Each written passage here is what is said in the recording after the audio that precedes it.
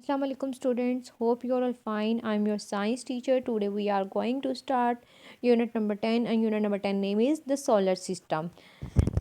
Topic number 4 है आपके पास. Question number 1 है at what angle is the earth axis tilted.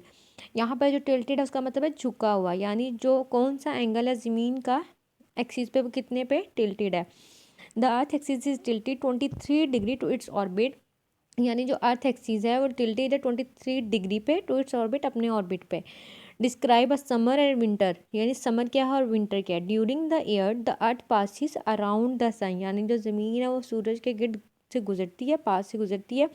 This mean that at certain times of the year, इसका मतलब है कि उस साल के उस टाइम पीरियड में the north and south pole are tilted towards the sun. जो नॉर्थ पोल और जो साउथ पोल हैं वो सूरज की तरफ झुके हुए होते हैं. The part of the earth which is tilted toward the sun, यानी ज़मीन का वो हिस्सा जो सूरज की तरफ टिल्ट हुआ होता है, receives more light and is warmer. वो रिसीव क्या कर रहा होता है, ज़्यादा लाइट को रिसीव कर रहा होता है, जिसकी वजह से वो क्या होता है, ज़्यादा गर्म होता है. This is the summer season reason, summer season, ठीक है. This is the summer season, जिसकी वजह से वहाँ पे क्या होता है, समर सीज़न होता है. और विंटर क्या है, the part of the earth, ज़मीन का वो हिस्सा which is tilted away from the sun, जो सूरज से दूर टिल्ट हुआ होता है.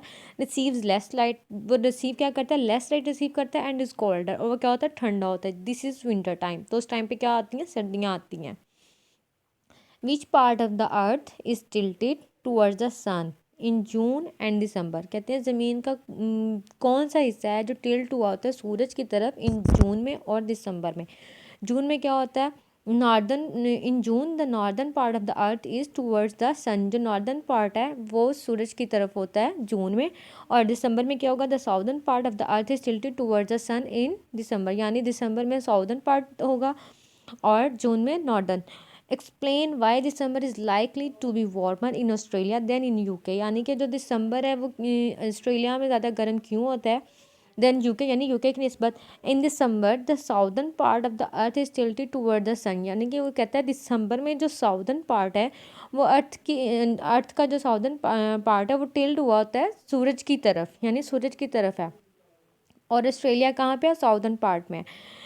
और UK is in the northern, यानी यूके जो है वो नॉर्दर्न में लोकेटेड है, ठीक है. उस टाइम पे दिसंबर में जो नॉर्दर्न पार्ट होता है वो अर्थ से टिल्टेड अवे होता है, यानी दूर होता है सन से.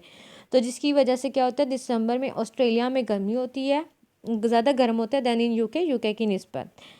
Imagine you lived in an Arctic village, describe what life would be like. वो कहते हैं इमेजिन करें कि आप आर्कटिक विलेज में रहते हैं, तो वहाँ पे लाइफ क्या होगी, समर में क्या होगी, विंटर में क्या होगी. Lies an Arctic village in summer would have light all summer, there is no darkness in summer, यानी वो वहाँ पे क्या होगा, हर टाइम सूरज की रोशनी रहेगी सारा टाइम, वहाँ पे कोई भी डार्कनेस नहीं होगी, ठीक है. कुछ हमारी कंट्रीज ऐसे भी हैं जहाँ पे सिर्फ 2 घंटे के लिए रात होती है, ठीक है. और बी पार्ट में विंटर में क्या होगा, the sun not rise 4 months in the Arctic. कुछ जगहों पे क्या होता है कि सन जो है वो 4 मंथ के लिए राइज ही नहीं होता है. तो जब सन राइज ही नहीं होगा तो वहाँ पे क्या रहेगी, सर्दियों में भी डार्कनेस यानी अंधेरा ही रहेगा. टॉपिक नंबर 5 है. क्वेश्चन नंबर 1 है how were the craters formed on the surface of the moon. Craters का मतलब था गड्ढे.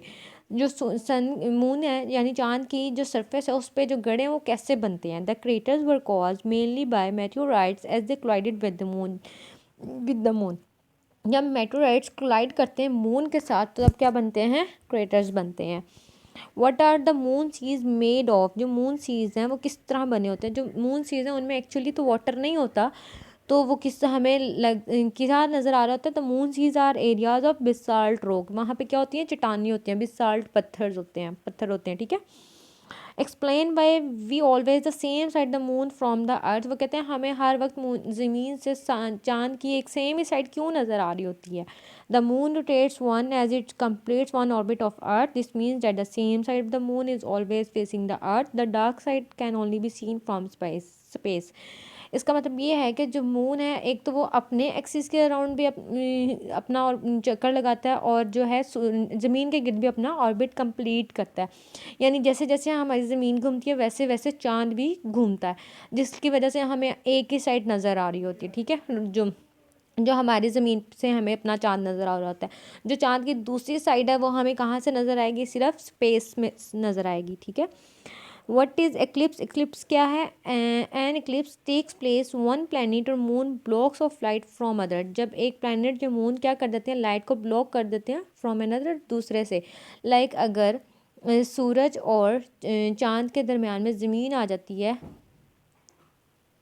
सूरज और चांद के दरमियान में ज़मीन आ जाती है तो सूरज को रोशनी, चांद को रोशनी नहीं मिलेगी, ठीक है, जिसकी वजह से हम कहते हैं एक्लिप्स टेक प्लेस होगा। Describe the relative position of the earth and moon during a solar Eclipse यानी सूरज ग्रहण एंड अ लूनर इक्लिप्स यानी चांद ग्रहण। अब जो सूरज ग्रहण है वो कब होता है? As the moon orbits the earth. जो मून है वो ज़मीन के गिर्द क्या करती है? मूवमेंट करती है, यानी ऑर्बिट गिर्द चक्कर लगाती है।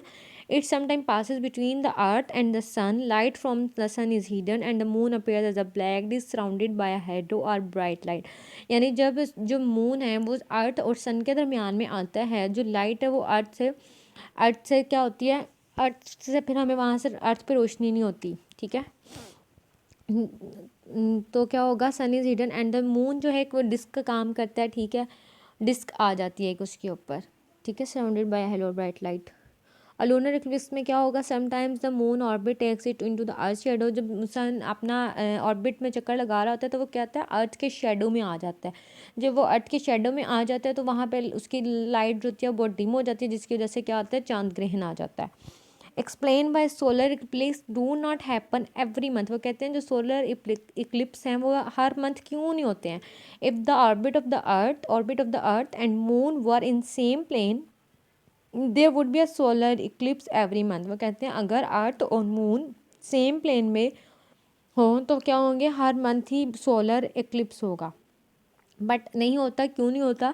उसकी रीज़न ये है, as the moon's orbit is slightly tilted solar eclipse do not happen that frequently. तो क्योंकि जो मून है उसकी जो वो स्लाइटली क्या टिल्टेड है, जिसकी वजह से सोलर इक्लिप्स नहीं होता, ठीक है।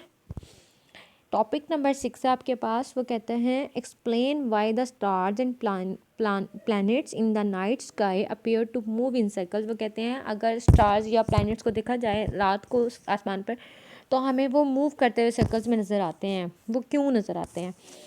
One looks at stars and planets from the अर्थ। अगर आप एक दफ़ा देखो अपने स्टार्स या प्लैनेट्स को अपनी ज़मीन से, the earth is slowly revolving, क्योंकि हमारी ज़मीन तो क्या कर रही है? घूमती है, लाइक मून, जैसे मून घूमता है। The stars and planet also appear to move in circle in the night, जिसकी वजह से हमें स्टार्स प्लैनेट सब चीज़ें क्या नज़र आती हैं? सर्कल्स में मूव करते हुए नज़र आती हैं स्काई पे।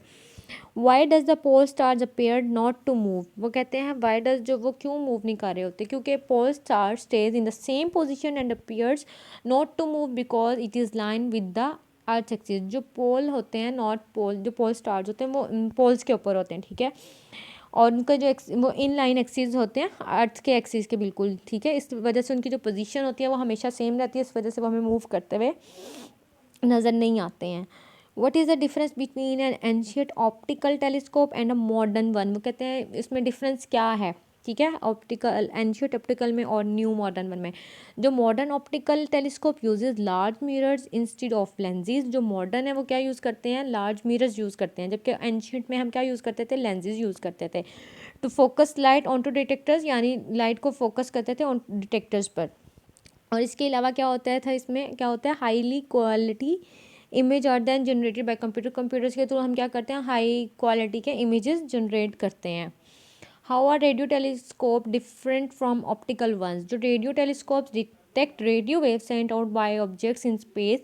जो रेडियो टेलीस्कोप है वो डिटेक्ट करती है रेडियो वेव्स को जो हम भेजते हैं स्पेस में किसी ऑब्जेक्ट पे। These telescopes have large reflectors. उनके बड़े बड़े लार्ज रिफ्लेक्टर्स होते हैं which focus the radio waves on to detectors, जो फोकस करते हैं रेडियो वेव्स को डिटेक्टर्स पे। Give one big advantage that the Hubble Space Telescope has over Earth-based telescope। यानी ज़मीन पे उसका क्या फ़ायदा है अर्थ-बेस्ड टेलीस्कोप का? The Hubble space telescope is not affected by dust and other pollution in the air. यानी वो उसको कोई इफेक्ट नहीं होता डस्ट और पोल्यूशन की वजह से जो हवा में होती है, ठीक है। ये इसका बिग एडवांटेज है हबल स्पेस टेलीस्कोप का अर्थ बेस्ड टेलीस्कोप की वजह से। How have computer help astronomers. जो कंप्यूटर है वो एस्ट्रोनॉमर्स को कैसे हेल्प आउट करते हैं? In the past 20 years computers have revolutionised astronomy. यानी कि जो एस्ट्रोनॉमी है उनके उसमें कंप्यूटर ने बहुत एक अहम किरदार अदा किया लास्ट 20 ईयर्स में. Computers are very important to astronomers in so many ways. Computers have work their way into just about every aspect from data storage and data analysis to automatically running a specific list of command from across the world. यानी वो कहते हैं आप data को store कर सकते हो, data को एनालाइज कर सकते हो ऑटोमेटिकली, और कुछ कमांड्स के थ्रू आप अक्रॉस द वर्ल्ड क्या कर सकते हो, कमांड्स के थ्रू आप यूज़ कर सकते हो. ठीक है, through specific list of commands को चलाने से आप क्या कर सकते हो, पूरा अक्रॉस द वर्ल्ड. तो इस लिहाज से जो कंप्यूटर्स हैं वो एस्ट्रोनॉमर्स के लिए बहुत इम्पोर्टेंट हैं और उनके बहुत रोल प्ले करते हैं. टॉपिक नंबर 7 है where did Magellan fly to.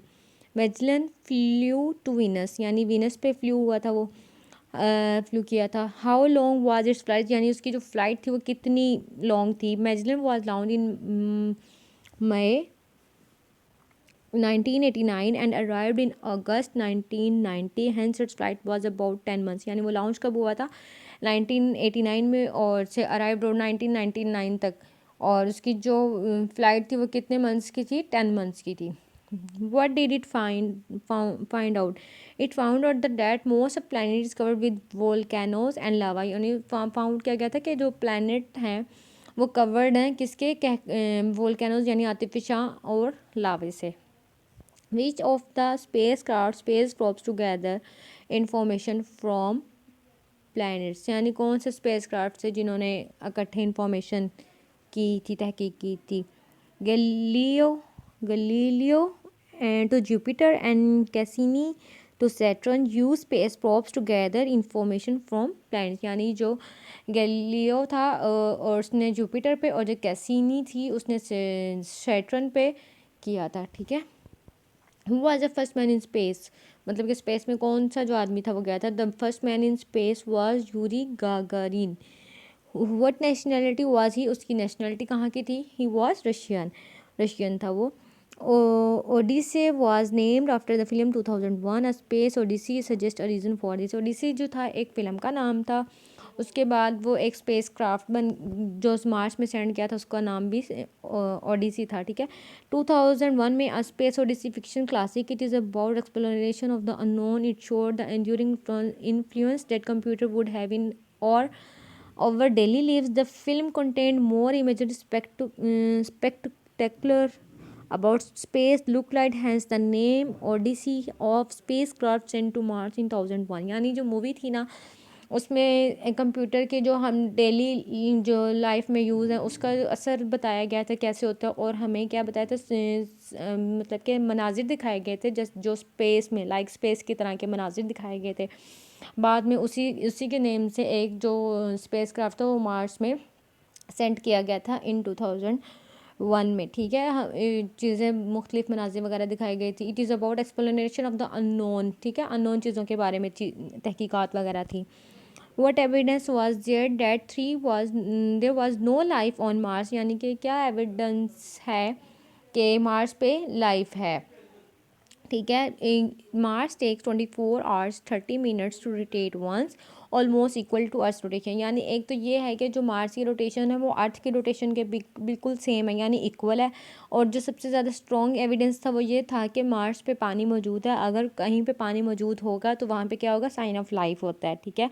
जो मतलब कि वहाँ पे लाइफ है.